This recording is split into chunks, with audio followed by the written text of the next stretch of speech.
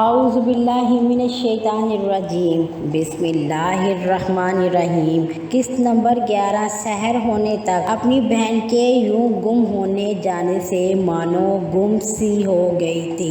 Timur Durrani نے عرشیہ اور مانو دونوں کو اپنے بھائی کے پاس باہر بھیج دیا تھا تاکہ ان کا دل بہل جائے۔ عرشیہ رات کو سوتے ہوئے اٹھ جاتی اور چیخ چیخ کر رونے لگتی۔ ان کی ذہنی حالت بہت خراب ہو چکی تھی۔ تیمور کے بڑے بھائی عثمان درانی اور ان کی بیگم ہبہ درانی عرشیہ کا بے حد خیال رکھ رہے تھے۔ ان کی ذہنی حالت کو دیکھتے ہوئے ان دونوں نے ایک سائیکیٹرسٹ کو ہائر کر لیا تھا۔ ان حالات میں مانو بھی عدم توجہی کا شکار ہو گئی تھی۔ تیمور درانی نے خود کو بزنس میں مصروف کر لیا تھا، لیکن وہ جان لیوا حادثہ ان کے ذہن سے محو تو دور کی بات ان کی زندگی کو دیمک کی طرح چاٹ رہا تھا، وقت پر لگا کر اڑ رہا تھا۔ عثمان درانی اور ہبہ درانی کے 3 بچے تھے۔ احمد سب سے بڑا تھا، اس کے بعد علیشہ تھی اور سب سے چھوٹا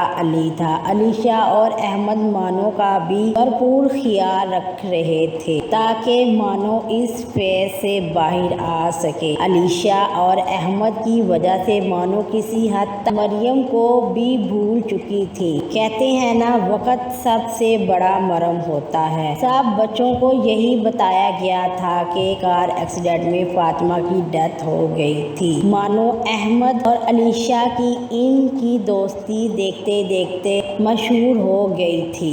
مانو کا ایڈمیشن بھی احمد اور علیشہ کے اسکول میں کروا دیا گیا تھا۔ سائیکیٹرسٹ بھی عرشیہ کی ذہنی حالت میں بہتری نہ لا سکی تھی۔ ایک دن جب عرشیہ رات کو سوئی تو پھر صبح اٹھ ہی نہ پائی۔ عرشیہ کا جسد خاکی پاکستان لایا جا چکا تھا۔ دفن اور آخری رسومات کے بعد زبردستی تیمور درانی کی شادی کروا دی گئی تھی۔ عثمان اور ہبہ مانو کو اپنے ساتھ لے گئے تھے۔ ماما دیکھیں، اس جن نے میری گڑیا کی گردن ہی توڑ دی۔ مانو نے روتے ہوئے ہبہ کو بتایا، احمد تم بچے نہیں رہے ہو، مانو کو تنگ کرنا چھوڑ دو۔ ہبہ نے احمد کو ڈانٹا، ماما اس نے میری باکس پر کلر مارکر سے جن لکھ دیا ہے اور میرے سب فرینڈ میرا مذاق اڑا رہے تھے۔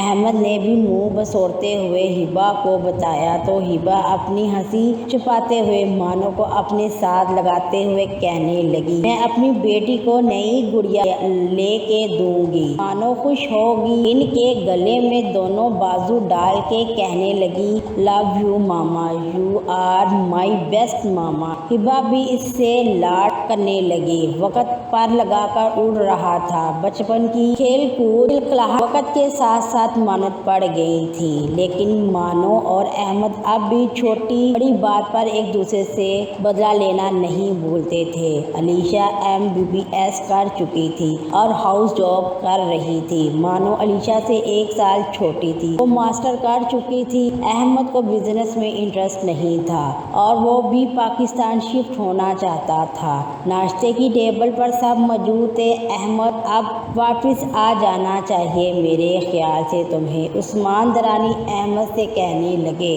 بابا آپ جانتے ہیں میرا بزنس میں انٹرسٹ نہیں ہے، میں پاکستان چھوڑنا نہیں چاہتا، میری ضرورت ہے پاکستان کو بابا۔ احمد بریڈ پر مارجرین لگاتے ہوئے بابا سے کہنے لگا، جیسے تمہاری مرضی بیٹا۔ علیشہ کی ہاؤس جاب بھی مکمل ہونے والی ہے، ہم بھی تھک چکے ہیں دیارے غیر میں رہ کر۔ اب میرا دل کرتا ہے زندگی کے آخری دن اپنے وطن میں ہی گزاروں۔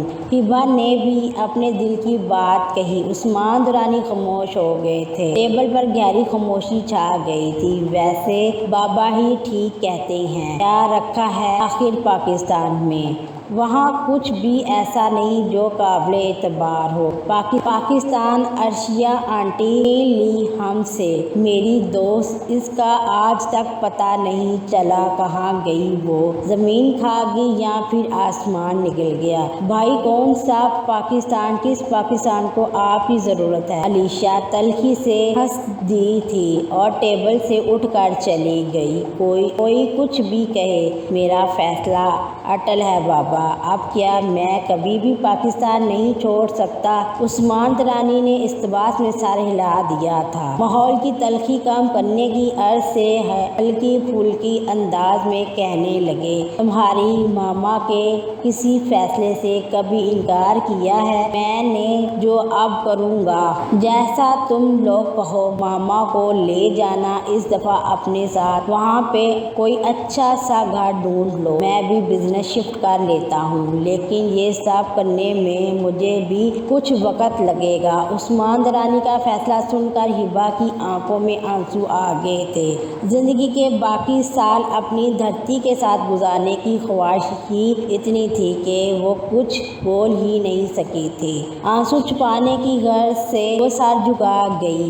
داؤد جب ہاسٹل سے واپس آیا تو اس کے ہاتھ میں زینی کی پرسنل ڈائری تھی۔ اس کا ذہن بہت الجھا ہوا تھا، کچھ تھا جو ٹھیک نہیں تھا یا پھر کچھ تھا جو سمجھ سے باہر تھا۔ زینی جو نظر آتی تھی وہ نہیں تھی۔ داؤد کو کچھ نہ ملا تو زینی کی پرسنل ڈائری اٹھا کر واپس اپنے ہاسٹل چلا آیا۔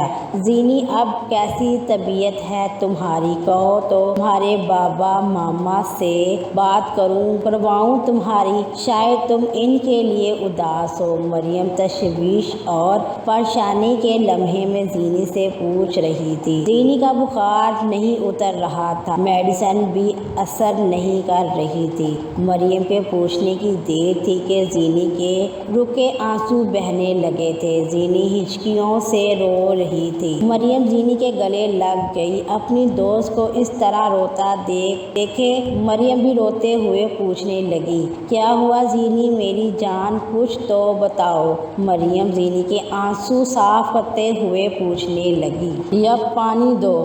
زینی نے مریم سے پانی مانگا۔ پانی پی کر زینی کی حالت کچھ سنبھلی تو اذیت سے مسکراتے ہوئے کہنے لگی، مریم کچھ بھی نہیں بچا، ماما بابا سب چلے گئے، میں بچ گئی۔ میں کیوں بچ گئی اور کتنی اذیت برداشت کروں؟ نہیں ہوتا اب برداشت۔ زینی شدت سے رو دی تھی۔ مریم کا کانپتے ہوئے ہاتھوں سے اسے تسلی دیتے ہوئے کہنے لگی، ریلیکس ہو جاؤ زینی، پھر مجھے بتاؤ کیا ہوا ہے۔ انشاءاللہ نیکسٹ پارٹ نیکسٹ ویڈیو میں لے کر حاضر ہوں گی۔ ویڈیو اچھی لگی ہے تو لائک اینڈ شیئر کر کے میرے چینل کو سبسکرائب کر دیجیے گا۔ اللہ تعالی ہم سب کا حامی و ناصر۔